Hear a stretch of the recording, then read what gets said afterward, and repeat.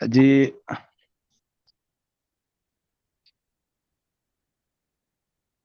بسم اللہ الرحمن الرحیم۔ آج کی میری اس گفتگو کا عنوان ہے مجدد الفسانی حضرت شیخ احمد فاروقی سرہندی رحمہ اللہ تعالی کی حیات و خدمات اور دعوت دین کا حکیمانہ اسلوب۔ حضرت مجدد صاحب رحمۃ اللہ علیہ کی خدمات اور ان کی دعوت دین کا حکیمانہ اسلوب سے پہلے مناسب یہ ہے کہ دو تین نکات پر ہم مختصراً ایک دو باتوں کو تازہ کر لیں۔ ایک تو ہے دین، دوسرا ہے تجدید کا دائرہ، اور حضرت کا سامنے جو چیلنجز تھے ان کا حضرت نے کس طرح حکیمانہ اسلوب سے ان کو کس طرح حل کیا۔ تو دین کے حوالے سے حدیث جبریل جو ہے اسی کی طرف معرض کروں گا کہ جو دین کا ایک جامع خلاصہ ہے اور جس کے راوی حضرت عمر بن خطاب رضی اللہ تعالی عنہ ہیں، جو مجدد الفسانی رحمت اللہ علیہ کے سلسلہ نسب میں 29ویں پشت میں ان کے دادا پردادا ہوتے ہیں، جس کا خلاصہ یہ ہے کہ ایک اجنبی آدمی آپ صلی اللہ علیہ وسلم کی مجلس میں آیا تھا، جنہوں نے آپ صلی اللہ علیہ وسلم سے سوالات کیے تھے، جن میں سے ایک سوال یہ تھا اخبرنی عن الاسلام، دوسرا یہ تھا اخبرنی عن الایمان، اور تیسرا یہ تھا عرض نہیں کرنی۔ اس کا خلاصہ مختصراً مجھے یہ عرض کرنا ہے کہ اللہ کے نبی صلی اللہ علیہ وآلہ وسلم نے اس حدیث کے راوی حضرت عمر جب وہ اجنبی گیا پوچھا تدری من السائل، عمر حضرت عمر رضی اللہ عنہ نے عرض کیا معنی گفتگو پر حضرت امام الانبیاء حضرت خاتم النبیین صلی اللہ علیہ وسلم نے جو جملہ فرمایا، تبصرہ فرمایا، وہ یہ تھا فَإِنَّهُ جبریل آتاکم یعلمکم دینکم، یہ جبریل امین تھے جو تمہیں تمہارا دین سکھانے آئے تھے۔ اب اس کے اندر بنیادی طور پر اسلام کے بارے میں جو سوال کیا گیا اس میں آپ نے فرمایا ان تشہد ان لا الہ الا اللہ وان محمد رسول اللہ الی آخرہ، کہ کلمہ رسالت، نماز قیام، زکوٰۃ ادا کرنا، رمضان کے روزہ رکھنا، اور اگر طاقت ہو حج کرنا، اس کی آپ گواہی دیں۔ اور بڑا جو سوال فرمایا آپ صلی اللہ علیہ وآلہ وسلم سے احسان کے متعلق، یہ ایک کیفیاتی چیز ہے، یعنی جس سے اسلام کے پورے دین کے اندر انسان کو حسن آئے گا اور اگنے سال کے اندر ہے۔ تو پھر اس پورے نبی نے فرمایا یہ جبریل امین یہ دین سکھانے آئے، یعنی اور ایمان کیا ہے یہ بھی دین کا حصہ ہے، اور احسان کیا ہے یہ بھی دین کا حصہ ہے، اور اس پورے دین کے اندر حسن احسان کو حاصل کرنے سے آئے گا، جس کا دوسرا نام تصوف ہے۔ تو اب ہم آتے ہیں ہمارے دین کی خصوصیات کی طرف۔ ہمارا دین خیر خواہی کا دین ہے، جیسے کہ انبیاء علیہ السلام جو مبلغین ہیں، داعیین ہیں، وہ جا بجا فرماتے ہیں انصح لکم، میں تمہارا خیر خواہ ہوں، انا لکم ناصح امین، اور اللہ کے نبی بھی فرماتے ہیں الدین النصیحہ۔ ہمارے دین کی دوسری خصوصیت یہ ہے کہ ہمارا دین محفوظ دین ہے، بل ہوا قرآن مجید فی لوح محفوظ، ہمارے دین کے خصوصیت یہ بھی ہے کہ دین ہمارا آسان ہے، دین یسر. اور سب سے بڑی اور جامع جو خصوصیت ہے، ہمارا دین جو ہے مکمل دین ہے اور دین قیم ہے. یعنی اپنی ذات کے اندر قائم ہے، اپنی اساسیات اور اپنی اصولیات اور اپنی فروعیات اپنی ہیں. تو اب یہاں سوال یہ پیدا ہوا کہ دین خرابیاں کس طرح پیدا ہوتی ہیں. اسی بارے میں اشارہ ابھی تو کچھ کیا گیا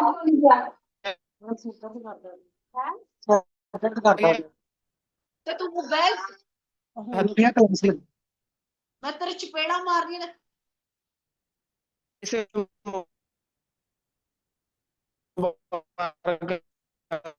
جاؤ کوئی نہیں آندی تینوں. میں چاچو کی پڑھائی کرنے لگی. چاچو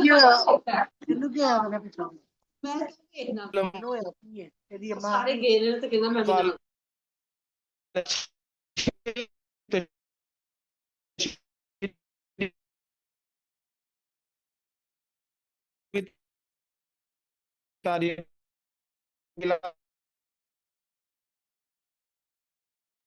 کچھ آواز کٹ رہی ہے فضل الرحمان صاحب کی. میرے پاس ہی مسئلہ ہے یا سب کے ہاں؟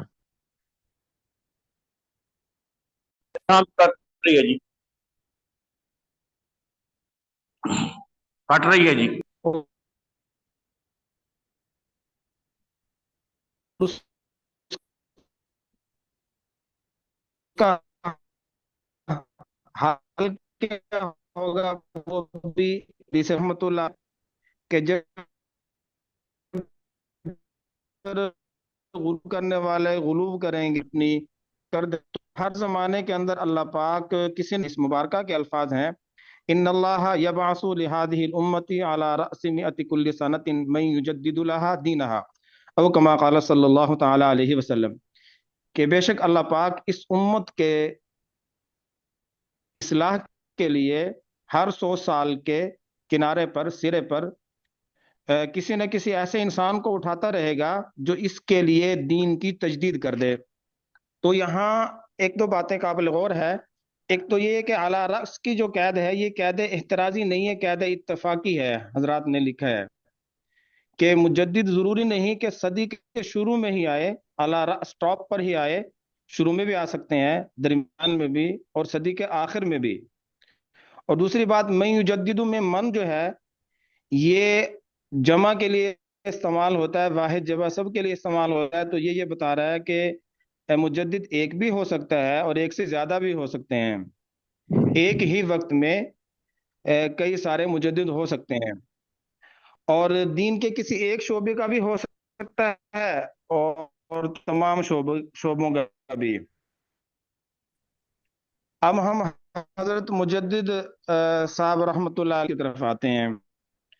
حضرت مجدد رحمۃ اللہ علیہ کی ولادت 971 ہجری کے اندر ہے اور تعلیم فراغت فارغ التحصیل آپ ہوئے ہیں 988 ہجری کے اندر. تقریباً یہ 17 سال آپ کی عمر بنتی ہے کہ 17 سال کی عمر آپ رحمۃ اللہ علیہ اسلامک علوم جتنے بھی ہیں ایک عالم فاضل بننے کے لیے وہ پڑھ کر فاضل ہو چکے تھے اور اس کے ساتھ ساتھ سلوک و احسان جس کا میں نے شروع میں حوالہ دیا صفت حسن سے بھی متصف ہو چکے تھے اور سادہ لفظوں میں ظاہری اور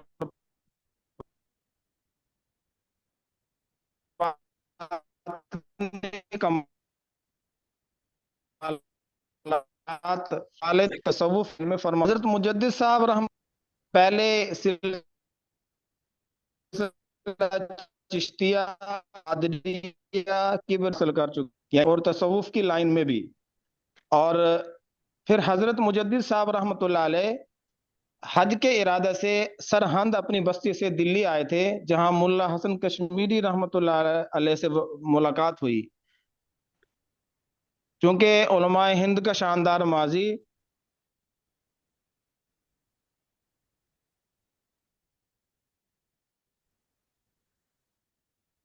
حضرت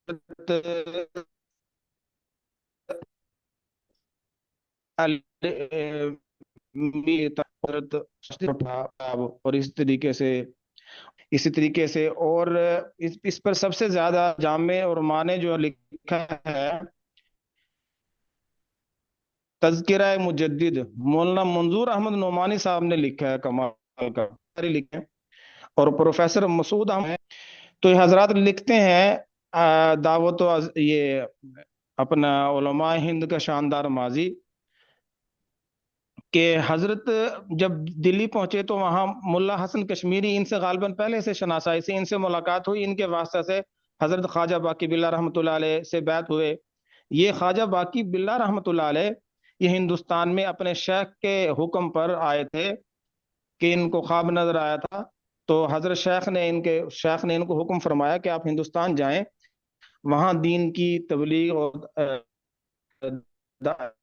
ये दीन के दावत के सिलसिले में, तसव्वुफ के सिलसिले में अल्लाह के आता है लम यबका मिनन नबुव्वति इल्लल मुबश्शरात, के मुबश्शरात जो हैं, जो सल्फ सालेहीन को सच्चे ख्वाब आते हैं, उनका दर्जा कतईयत का तो नहीं होता कि कतई है वो, अलबत्ता जन्नियत का होता है। वो सारी चीजों में उनकी तरह उनसे रोशनी मिल जाती है। तो हजरत मुजद्दिद साहब से मुलाकात हुई, ये सिलसिला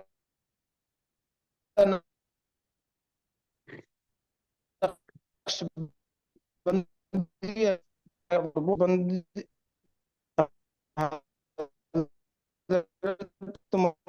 वो हजरत ने इजाजत दे दी।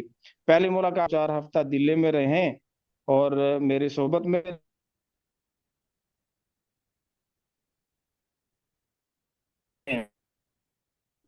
क्या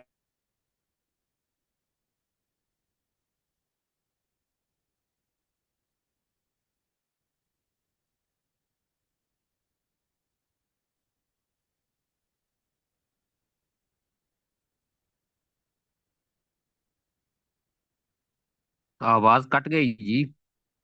जी।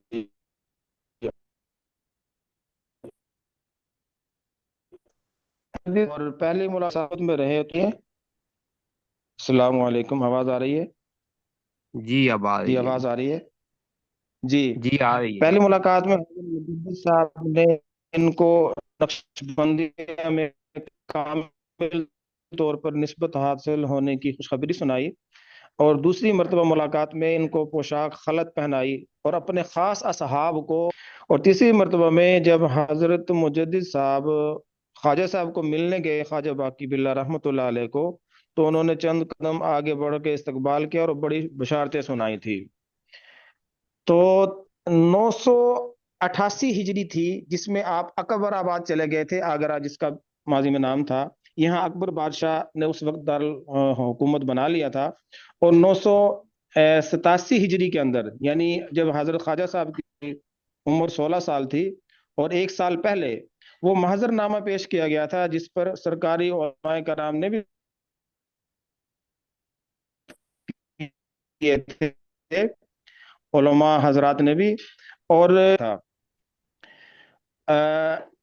हजरत ख्वाजा साहब रहमतुल्लाह, हजरत मुजद्दिद साहब रहमतुल्लाह अलैह ने अपनी दावत और इस्लाह का जो तरीका कार इख्तियार किया, उसमें हजरत मुजद्दिद साहब रहमतुल्लाह अलैह ने 3 दर्जात में किया।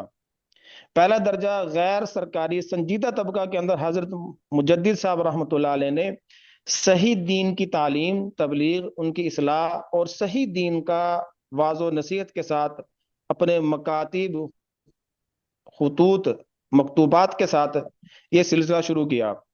इसके दूसरे मरहले में हजरत मुजद्दिद साहब रहमतुल्लाह अलैह ने उमराए दौलत, अरकान अरकान दौलत, यानी बादशाह की जो काबीना के हजरात थे, कैबिनेट के हजरात थे, उन पर हजरत मुजद्दिद साहब रहमतुल्लाह अलैह ने मेहनत की।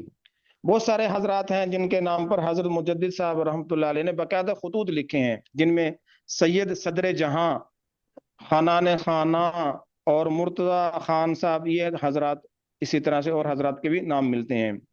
ये अकबर बादशाह के मतलब बहुत ज्यादा करीबी थे। حضرت مجدد صاحب رحمۃ اللہ علیہ ان حضرات پر محنت کرتے رہے. حضرت مجدد صاحب رحمۃ اللہ علیہ کے سامنے اس طرح آپ کو اتنی عروج اور کمال حاصل ہوا تھا کہ بہت سارے سلسلوں میں بڑی چوٹی کے اور ٹاپ کے آپ اللہ کے ولی اور بزرگ تھے، اور بہت سارے حضرات آپ سے بیعت ہو چکے تھے. تو حضرت مجدد صاحب رحمۃ اللہ علیہ کے پاس یہ بھی راستہ تھا کہ حضرت مجدد صاحب رحمۃ اللہ علیہ اپنے متبعین، مریدین اور خلفاء اور آپ سے اجازت یافتہ حضرات کو ساتھ لے کر بادشاہ کے سامنے کھڑے ہو جاتے. انقلاب، جلسے جلوس اور جو احتجاج میں انقلاب کا راستہ کہا جاتا ہے. لیکن حضرت مجدد صاحب رحمۃ اللہ علیہ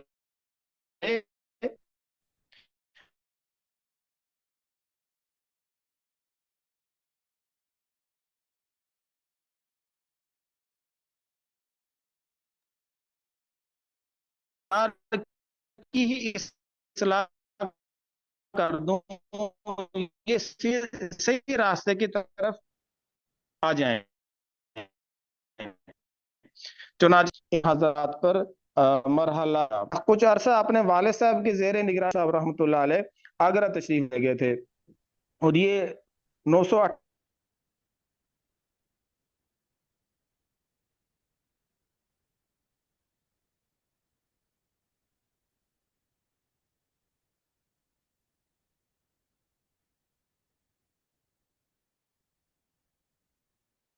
جی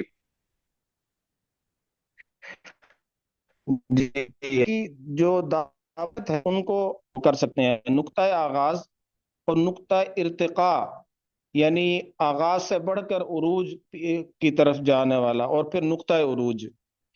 تو حضرت مجدد صاحب رحمۃ اللہ علیہ نے اکبر بادشاہ کے اکبر آباد کے اندر ہی والد صاحب کے زیر سایہ کچھ عرصہ پڑھانے کے بعد وہاں تشریف لے گئے تھے. اکبر بادشاہ کے جو الہاد، یعنی کون سی ایسی دین کا ایسا شعبہ تھا جس کے اندر وہ اس نے تبدیلی کا، عقائد، اعمال، اخلاق، تصوف، ان ساری چیزوں کے اندر سرکاری ملاؤں کی سرپرستی پر، جو اللہ معاف فرمایا، جس طرح کہا جاتا ہے نبی پاک صلی اللہ تعالی علیہ وسلم سے سوال کیا گیا تھا کہ سب سے اچھے لوگ کون ہیں، تو آپ صلی اللہ علیہ وسلم نے فرمایا تھا کہ علماء حق مخلوق میں سب سے اچھے ہیں، اور علماء سو جو ہے وہ مخلوق کے اندر سب سے برے ہیں. تو اس وقت کے سرکاری حضرات نے یہی ایک راستہ اختیار کیا تھا. مجدد صاحب اکبر بادشاہ کو مجتہد مطلق کا درجہ دے دیا تھا، حالانکہ اکبر کی تعلیم نہیں تھی. اکبر جو ہے یہ اس کا والد ہمایوں یہ شیر شاہ سوری کے ہاتھوں چھپتا پھر رہا تھا. عمر کوٹ کے مقام پر حضرت مجدد صاحب سے کچھ 10-12 سال ہی عمر میں، یا کوئی 22 سال کے لگ بھگ تقریباً یہ بڑا ہے. تو اس کی نہ دینی تعلیم تھی نہ دنیاوی تعلیم تھی. البتہ شہزادوں کو جو سپاہ گری، شمشیر زنی، تلوار بازی، نیزہ بازی، جو چیزیں سکھائی جاتی تھی صرف وہی علوم رکھتا تھا. اور پھر یہ صلح کل کا بھی دعوے دار تھا. اور پھر اس کے ان ساری چیزوں کے ساتھ ساتھ سرکاری ملاؤں نے اس کو گمراہ کرنا شروع کیا. اس کے پروفیسر مسعود احمد صاحب لکھتے ہیں کہ اکبر شروع میں ہی گمراہ نہیں تھا. ایک درجہ یہ تھا کہ اکبر کامل سنی مسلمان تھا، اور اس کے بعد علماء سے بہت زیادہ فیض یاب ہونے والا. دوسرے درجے میں جا کر علماء کا آپس میں ایک دوسرے کو نیچے دکھانے کے لائن میں علماء سے متنفر ہوا، اور پھر تیسرے درجے میں جا کر یہ گمراہ ہوا. تو اکبر حضرت مجدد صاحب نے اکبر بادشاہ کے زمانے میں تقریباً 26 سال حضرت مجدد صاحب اکبر بادشاہ کے دور میں حضرت مجدد صاحب رحمۃ اللہ علیہ نے کام کیا ہے. اور ایسا بھی مرحلہ آیا کہ حضرت مجدد صاحب رحمۃ اللہ علیہ نے ان کابینہ کے ارکان پر اچھی طرح محنت کر کے انہی کے ذہن میں ڈالا کہ آپ بادشاہ کو، ہماری ہم فقیروں کے تو بادشاہ تک رسائی نہیں، لیکن آپ بادشاہ کے اندر دین کی اصل جو دعوت آپ کو پہنچ رہی ہے، اصلاح کی، اصل دین کی، کہ بادشاہ کو آپ کہیں کہ وہ توبہ طائب ہو جائیں اور اصل دین کی طرف آئیں، تو بادشاہ نے کہا کہ دربار کے اندر دو ایسے مجلسیں منعقد کر لیتے ہیں، جس کے بعد ایک اکبر بادشاہ دین الہی اکبر شاہی کے نام سے، اور دوسری طرف ایک خیمہ لگا دیا گیا اس نبی پاک صلی اللہ علیہ وسلم کے نام سے دین محمدی صلی اللہ علیہ وسلم رکھا گیا۔ تو ادھر چلا جائے گا، جو ادھر جانا جائے گا ادھر آ جائے گا۔ یہ بھی حضرت مجدد صاحب رحمۃ اللہ علیہ کی محنتوں کے بعد اکبر اس درجے میں پہنچا تھا، اور حضرت مجدد صاحب رحمۃ اللہ علیہ نے ان پر اپنا روحانی تصرف بھی استعمال کیا، دعا اللہ سے الہ زاری اور روحانی تصرف بھی، کہ اکبر نے ریورس گیئر لگایا تھا۔ تو پھر ایک موقع ایسا آیا کہ جب دربار میں یہ حضرات طلب کیے گئے تو بہت سارے لوگ جو دین الہی اکبر شاہی نام کا جو خیمے لگا ہوا تھا بڑا شاہانہ سج دج کے ساتھ، اس طرف چلے گئے۔ تو پھر اس کے بعد حضرت مجدد صاحب رحمۃ اللہ علیہ نے اپنے کسی خادم کو مرید کو کہا کہ یہ دین محمدی کا جو خیمہ ہے اس کے ارد آپ دائرہ لگا دیں، اور اس کے بادشاہ کے ساتھ کیا بننے والا ہے وہ خود ہی دیکھے گا، یہ حضرات نے لکھا ہے۔ تو پھر اللہ کی طرف سے ایسا یہ ہوا اور جکھڑ طوفان ایسا چلا جس سے بادشاہ کے اوپر یہ خیمے وغیرہ گرے، اور اس کے سر میں چوٹیں وغیرہ لگی، جو کچھ لگی جس سے وہ بیمار ہوا۔ تو اس کو یہ اندازہ ہو گیا کہ میں ناحق ہوں، اور اس کے بعد سے بادشاہ نے ریورس گیئر لگانا شروع کیا۔ تو حضرت مجدد صاحب رحمۃ اللہ نے تقریباً 26 سال اس اکبر ان حضرات پر محنت کی۔ اکبر بادشاہ مسلمان ہوا یا نہ ہوا اس بارے میں مختلف ہیں، لیکن حضرت مجدد صاحب رحمۃ اللہ علیہ اصول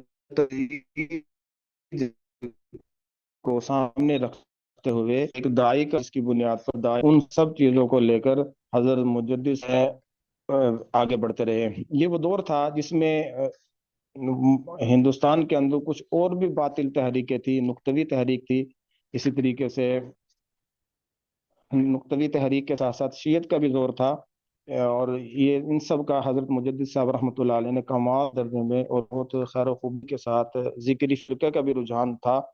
977 ہجری کے اندر یہ پیدا ہوا تھا، بلوچستان میں پھلی پھولی تھی، اٹک میں یہ اس کا بانی پیدا ہوا تھا، اور بعد میں اس کو یہ بہت زیادہ پھیل گئی تھی۔ فرقہ روشنائیہ تھا، صوفیات، یہ بھی مطلب غلر کے دین کے اندر تبدیلی کر چکے۔ اس کا بانی بایزید علمی وحدت النبوہ، اسی طریقے سے تحریک مہد فتنہ انگیز یہ تحریک تھی، اس کے بانی سید محمد جون پوری تھے۔ انہوں نے مہدی ہونے کا دعویٰ کیا، اگرچہ یہ 910 ہجری میں فوت ہو گئے تھے، لیکن اس کے اثرات پوری 1 صدی تک باقی رہے تھے، اور اس کے اثرات ہندوستان، افغانستان تک جا پہنچے تھے۔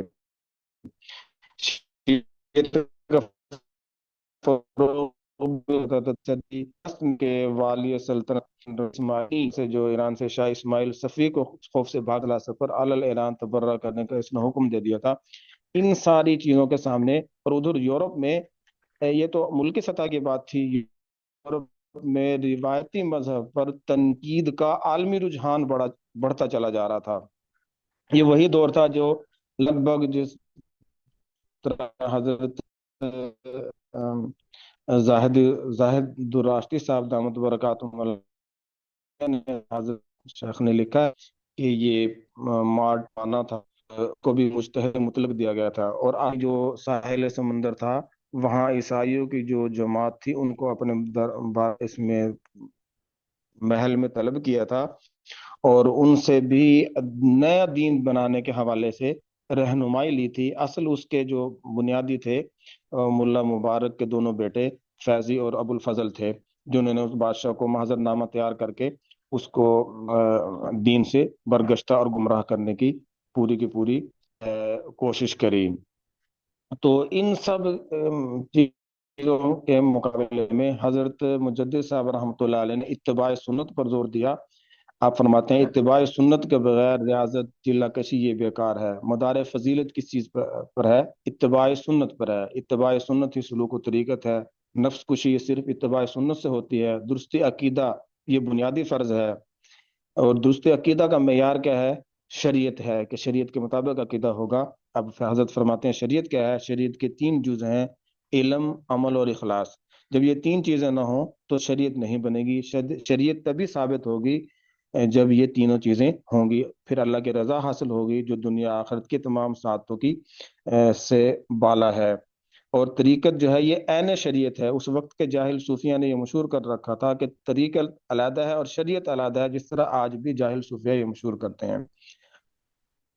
حضرت نے فرمایا کہ صحت عقیدہ کے بغیر وجد و حال، جو صوفی کے حضرت کہتے ہیں وجد آ گیا، یہ حال، یہ عقیدہ، پھر ان کا اعتبار ہے عقیدہ کے بغیر۔ حضرت مجدد ایک دائی کی حیثیت سے جو اصول ہیں کہ خلق خدا پر شفقت اور خیر خواہی کا جذبہ، اس کو سامنے رکھ کر اس لیے کہ اصول تمام انبیاء کرام میں مشترکہ ہے کہ وہ دعوت دین میں ہو، یعنی بے لطف نرم گوئی کے ساتھ چوتھا اصول تدریج اور ترتیب کا خیال کرتے ہیں۔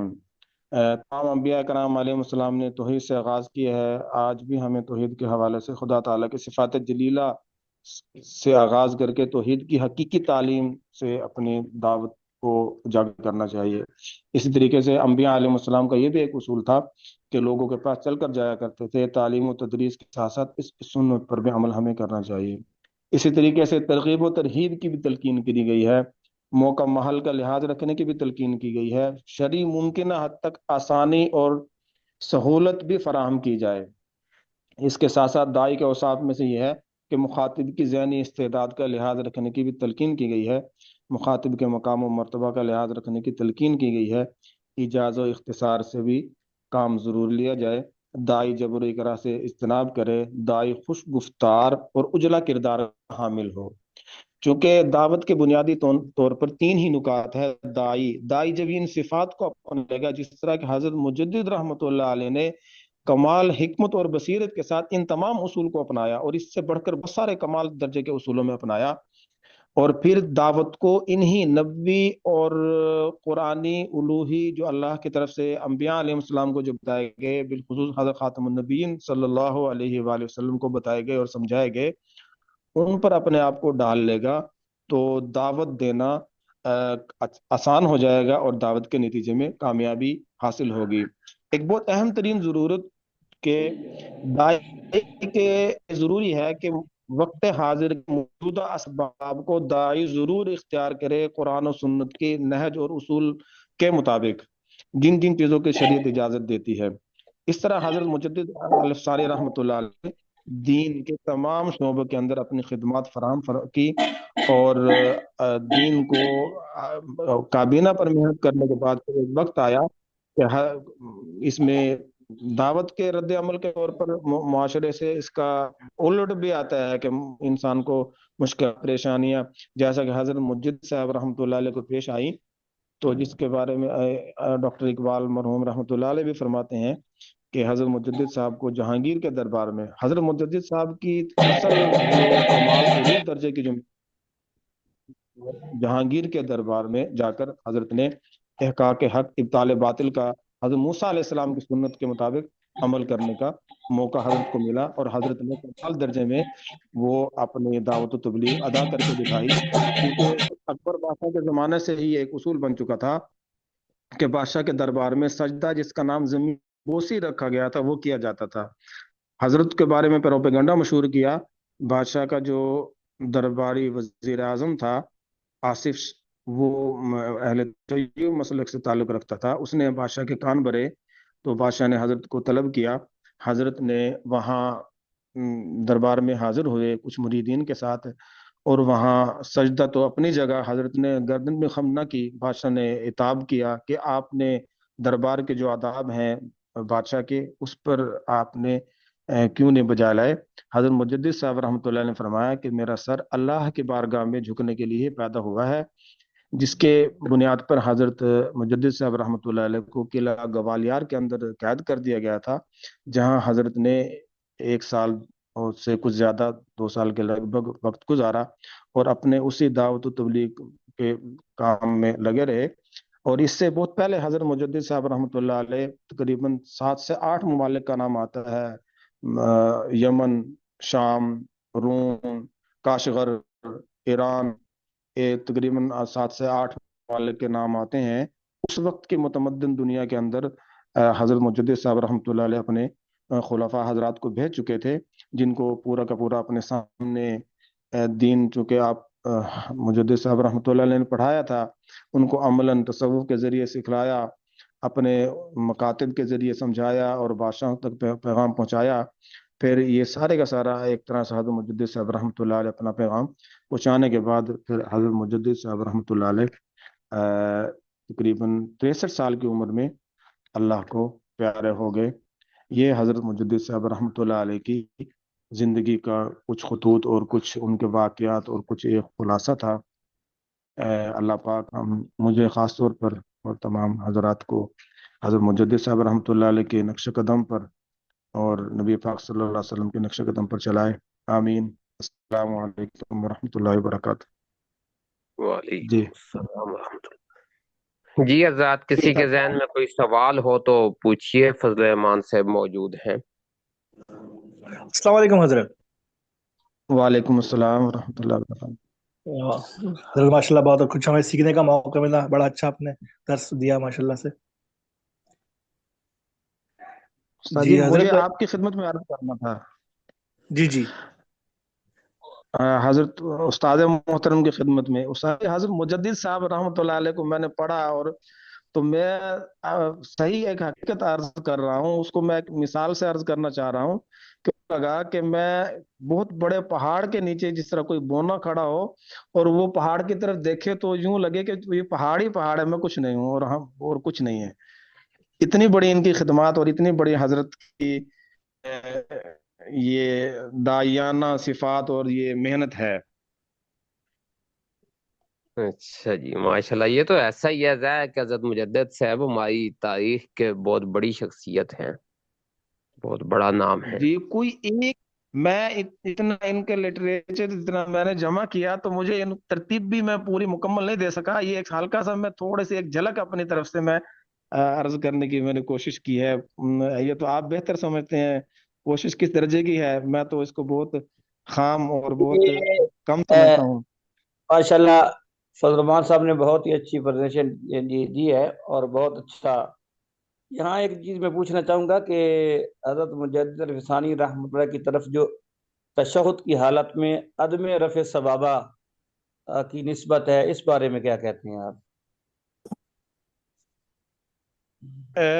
یہ حضرت مجدد صاحب رحمۃ اللہ علیہ کے بارے میں سبابہ نہ اٹھانے کا جو یہ ہے، اس بارے میں میری تحقیق نہیں ہے، کیونکہ یہ ایک جزئی ہے، اور حضرت مجدد صاحب رحمۃ اللہ علیہ اس کمال درجے کے انسان ہے کہ ان کی یہ جو اہم اہم عقائد کے اعتبار سے، اسی طریقے سے تشیع کے خلاف کام کیا، اسی طریقے سے یہ ساری کی ساری چیزیں تو نظر میں آئی ہیں، جزئیات کے حوالے سے البتہ کچھ دیکھ کر ہی تحقیق کر ہی بتایا جا سکتا ہے، میرے علم میں نہیں ہے۔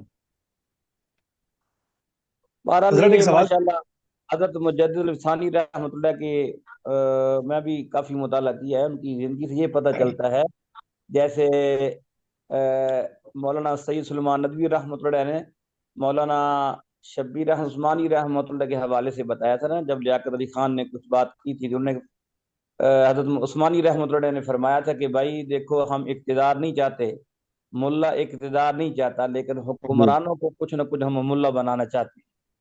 تو یہی جو ہے کیا کہتے جی ہیں جی کہ اس حوالے سے سید سلیمان ندوی رحمۃ اللہ نے فرمایا تھا کہ بھائی باقی یہ جو پاکستان بنا ہے نا، یہ ترتیب الٹ ہو گئی ہے کہ پہلے ذہنی انقلاب آتا ہے جی پھر ملکی انقلاب آتا ہے۔ یہاں پہلے ملکی انقلاب آیا تو اب ذہنی انقلاب کے لیے آپ کو بڑی محنت کوشش کرنی پڑے گی۔ تو حضرت مجدد الفسانی جی رحمۃ جی اللہ علیہ نے پہلے ذہنی انقلاب برپا کیا۔ تو یہ چیزیں جو ہے جی جی حضرت مجدد زندگی جی سے جی یہ جی چیزیں جی جی یہ بات قابل اتفاق ہے۔ حضرت مجدد صاحب رحمۃ اللہ علیہ نے جو انقلاب برپا کیا، دل اور دماغ کے اندر ایسا انقلاب برپا کر دیا کہ بلکہ ایک موقع ایسا آیا کہ جو کابینہ کے ارکان تھے انہوں نے حضرت مجدد صاحب کو اپنی طرف سے آفر کی، جس کا متعدد حضرات نے ذکر کیا ہے کہ حضرت راشدی صاحب دامت برکاتہم العالیہ نے بھی کہ اگر آپ حکم کریں تو ہم ماشاء اللہ لگا دیں حضرت کا جو مزاحیہ انداز سے اور سادہ انداز سے جو ہوتا ہے. لیکن حضرت مجدد صاحب نے فرمایا کہ نہیں، فقیر یہ نہیں چاہتا کہ حکومت اور اقتدار پر قابض ہو جائے، یہی مقصد ہے کہ اصلاح ہو. تو ذہنی انقلاب، اور یہ پہلے، اس کے بعد واقعاتی بنیاد پر انقلاب آتا ہے. ہمارے ہاں ایک طرح سے نا حادثات بنیاد پر آیا ہے کہ جو جذبے میں ملک حاصل کر لیا گیا، ابھی تک ہم اس اپنے دعوت کے نظریے کے نتیجے میں جو ایک دلی اور ذہنی انقلاب آتا ہے اس کو ہم نہیں ابھی تک حاصل کر سکے.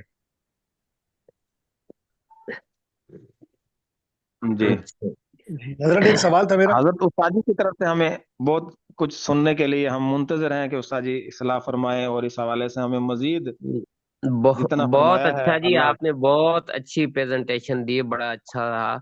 یہ بیچ میں ایک سوال کا کہہ رہے ہیں، کون صاحب ہے ان کی بات جی سنیے. جی جی السلام عرض کر رہا ہوں حضرت. سوال میرا یہ جی تھا جی کہ میں نے کچھ تحریریں پڑھی عبید اللہ سندھی رحمۃ اللہ علیہ صاحب کی، تو اس میں جو عبید اللہ سندھی صاحب ہیں وہ یہ بیان کرتے ہیں کہ اکبر بادشاہ جو تھا وہ اس نے جو مختلف قبائل میں شادیاں کی، ہندو خواتین سے، راجپوت خواتین سے جیسے، تو ان کا یہ کہ ماننا ہے کہ اس اکبر بادشاہ کے ذہن میں وہ حضور علیہ الصلوۃ والسلام کا وہ تصور تھا کہ جس طرح حضور علیہ الصلوۃ والسلام نے مختلف قبائل میں شادیاں کی تو اس سے جو ہے وہ اسلام کو بھی فائدہ پہنچا، اور جو جنگ وغیرہ کے معاملات تھے اس میں کمی آئی، اور پھر ایک اوور آل اسلامی ریاست بنانے میں آسانی ہوئی.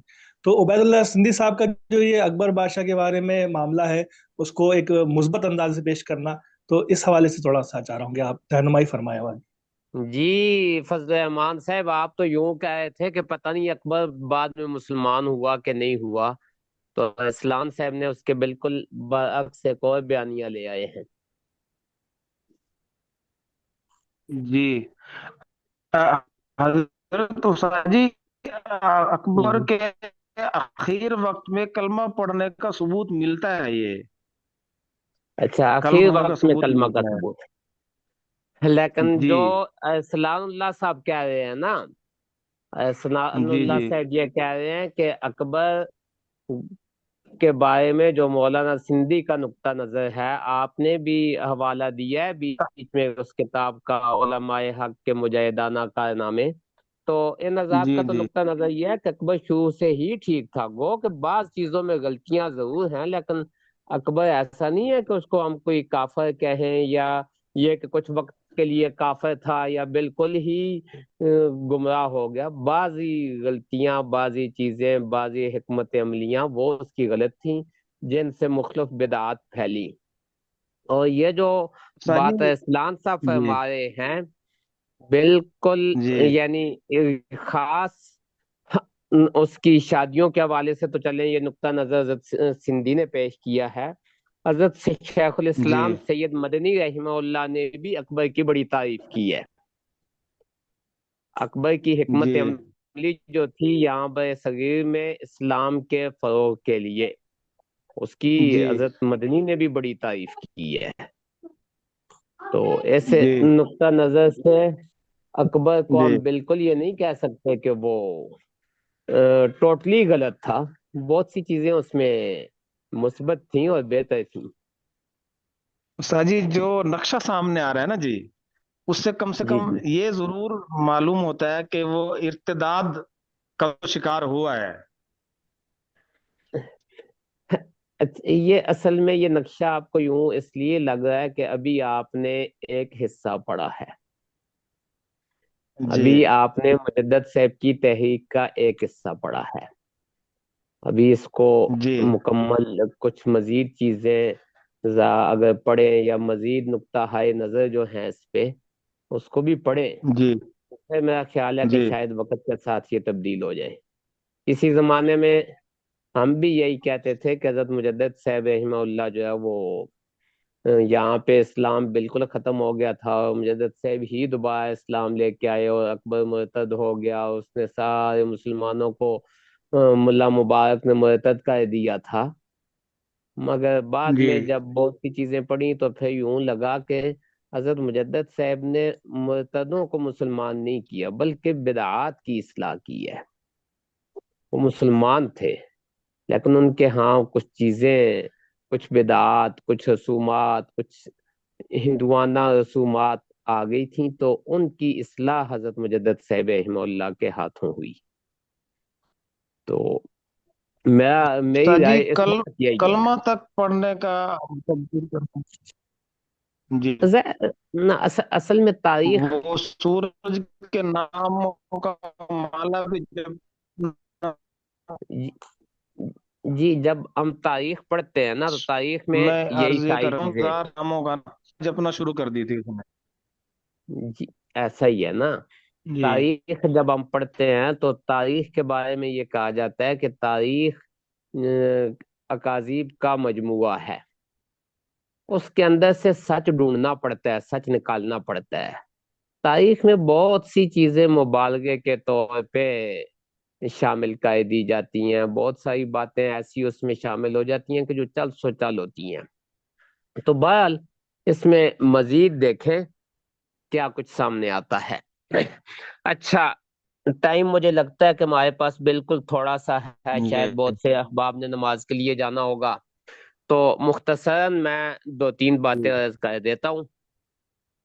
حضرت مجدد الفسانی رحمہ اللہ کے کام کا جو جی امتیاز ہے میرے ذہن میں، وہ یہ ہے جی کہ جس زمانے میں حضرت مجدد صاحب بہت سی بدعات رسومات کی اصلاح کر رہے تھے، اس دور میں باقی لوگ بھی تھے. ہمارے کے پی میں سرحد میں ایک پیر روشن کے نام سے ایک تحریک تھی جو بڑا لمبا ایسا تقریباً 50 سال مغلوں کے ساتھ لڑتے رہے. اچھا، ایسے ہی اس زمانے میں برِ صغیر میں بہت سے صوفیاء تھے جو اپنی خانقاہوں میں بیٹھ کے اصلاح کرنا چاہتے تھے.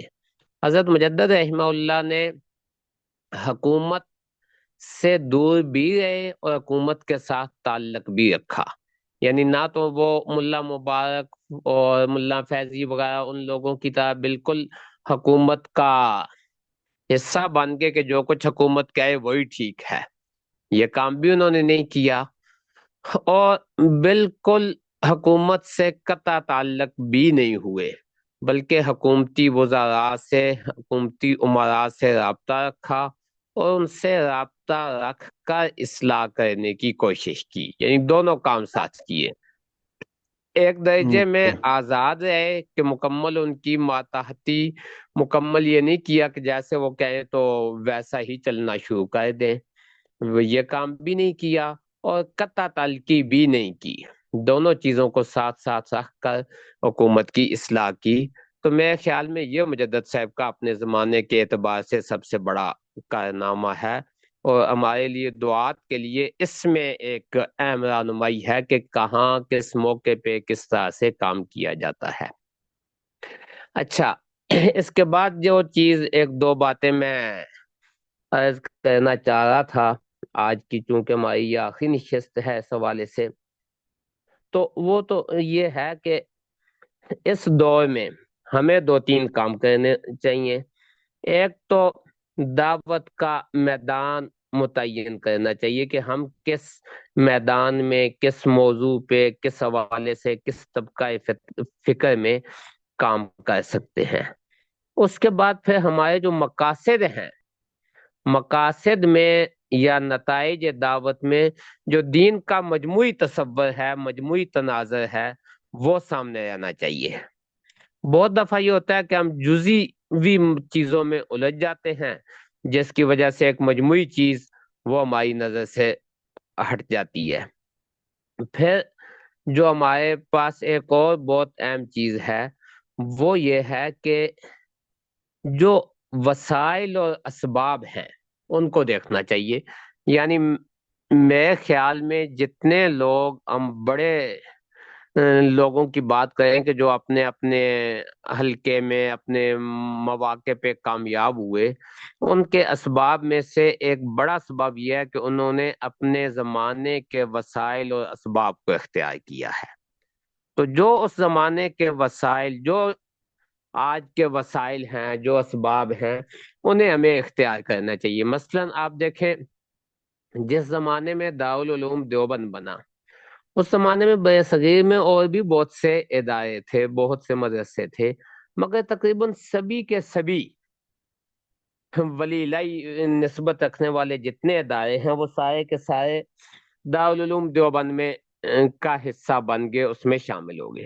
اب اس کے اسباب کو اگر ہم دیکھیں نا، تو ایک بڑا سبب یہ ہے کہ دارالعلوم دیوبند نے اپنے زمانے کا جو تعلیم کا جدید انتظام تھا، انتظامی سسٹم، اس کو اپنا لیا۔ دارالعلوم کے ابتدائی اساتذہ سائے وہ تھے کہ جو مختلف مواقع پہ جدید تعلیمی درسگاہوں میں پڑھا چکے تھے، ان کو یہ لے کے آئے اور اس جدید تعلیمی انتظامی سسٹم کو، تعلیمی سسٹم کو نہیں، تعلیمی تو انہوں نے اپنا ہی رکھا، لیکن انتظامی سسٹم انہوں نے اس زمانے میں جو جدید تھا اسے اپنا لیا، یعنی اجتماعی نظم، امتحانات، یہ وہ اس طرح کا سلسلہ، جس کا نتیجہ یہ ہوا کہ آہستہ آہستہ سارے مدارس ان کے ساتھ جڑ گئے۔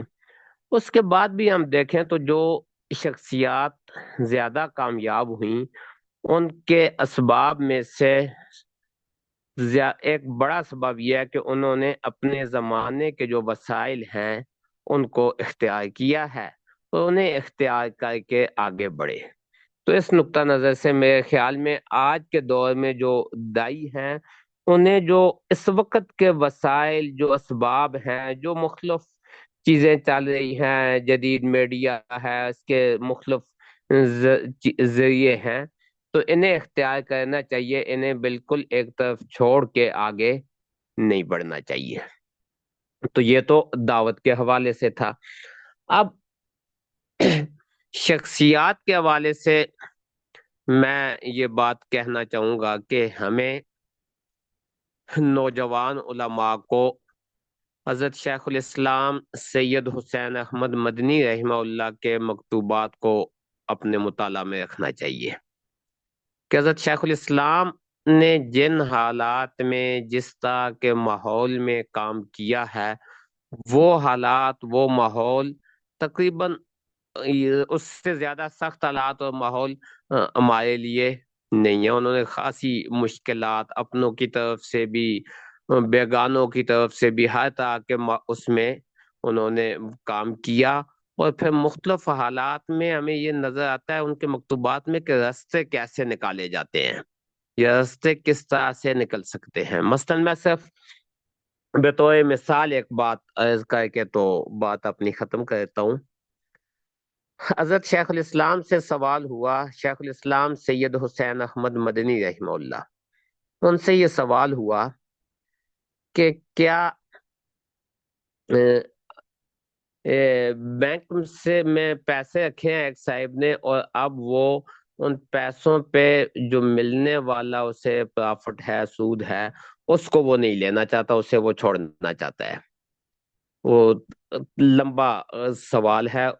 تو اس کے جواب میں حضرت شیخ الاسلام نے جواب جو لکھا، تو اس میں انہوں نے ایک بات یہ لکھی کہ اس نے یہ غلطی کی ہے کہ غیر مسلموں کے بینک میں پیسے رکھے ہیں، اسے مسلمانوں کے بینک میں رکھنا چاہیے تھے۔ اچھا، دوسری بات حضرت نے یہ کہی کہ اب جب اس نے وہاں پیسے رکھ دیے، اس کے اوپر اسے کچھ مل رہا ہے، تو اسے چھوڑنا نہیں چاہیے، اسے وہ لے، اور لے کے مسلمانوں کے قومی مفاد میں خرچ کر دے۔ اگر اسے وہاں چھوڑے گا تو چھوڑنے کا مطلب یہ ہے کہ وہ ہندوؤں کے ساتھ مالی مدد کر رہا ہے۔ ظاہر ہے کہ جو اس پہ پرافٹ بن رہا ہے، جو کچھ ہے، وہ نہیں لے گا تو بینک لے گا، اور بینک کے جو مالکان ہیں وہ اس سے نفع اٹھائیں گے۔ تو یہ اب ایک مسئلے کے اندر سے، یعنی بظاہر تو ہمیں یہ لگ رہا ہے کہ سود اور سود کے اوپر جو وعیدے ہیں وہ ساری اپنی جگہ موجود ہیں، لیکن حضرت شیخ الاسلام اس سے یہ ایک دوسرا راستہ اس کو دکھانا چاہ رہے ہیں کہ ایک طرف تو سود ہے، دوسری طرف یہ کہ تم اس سود سے دشمن کی مدد کر رہے ہو، تو ایسا نہ کرو کہ دشمن کی مزید مدد ہو۔ تو میرے خیال میں اس حوالے سے ہمیں یہ جو حضرت شیخ الاسلام کے مکتوبات ہیں انہیں اپنے مطالعہ میں رکھنا چاہیے کہ حضرت شیخ الاسلام نے مختلف مواقع پہ مختلف سوالوں کے جواب کس طرح سے دیے، کیسے دیے، یہ ہمارے لیے بڑا مفید رہے گا۔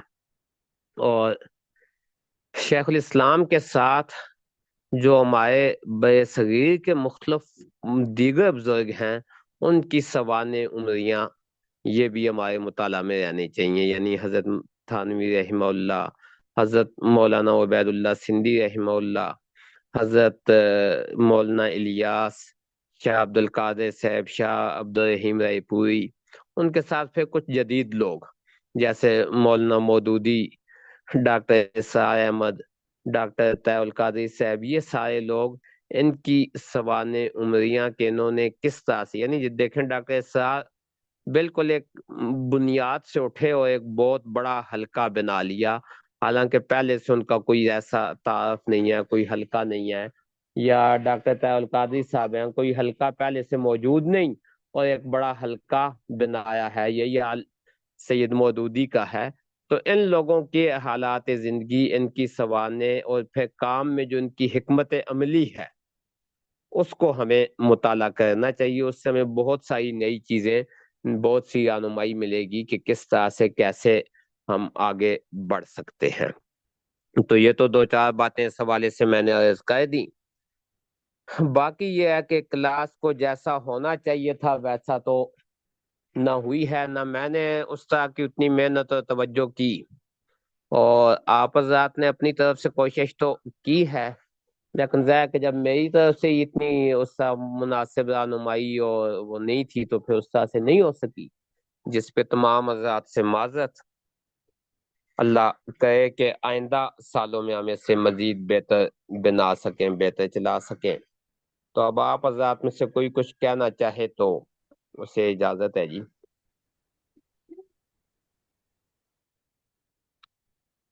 جی کوئی صاحب بھی کچھ کہنا چاہیں تو انہیں اجازت ہے، وہ کہہ سکتے ہیں۔ السلام علیکم ورحمۃ اللہ۔ جی وعلیکم السلام۔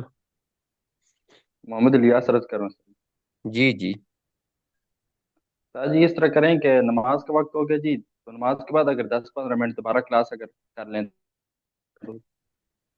اچھا، اگر آپ حضرات چاہیں تو ٹھیک ہے، وغیرہ میری طرف سے تو اب کلاس ختم ہے نا، اگر آپ حضرات چاہیں تو ٹھیک ہے، باقی میں اس کے بعد میں آ جاؤں باقی گا۔ ساتھی اگر رہنمائی فرمائیں تو۔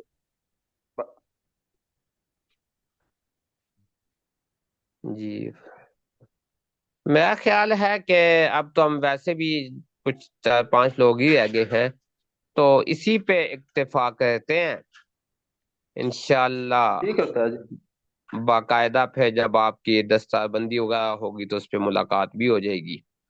ٹھیک ہے جی، انشاءاللہ ضرور انشاءاللہ۔ انشاءاللہ ٹھیک ہے حضرات، بہت شکریہ جی۔ السلام علیکم ورحمۃ اللہ۔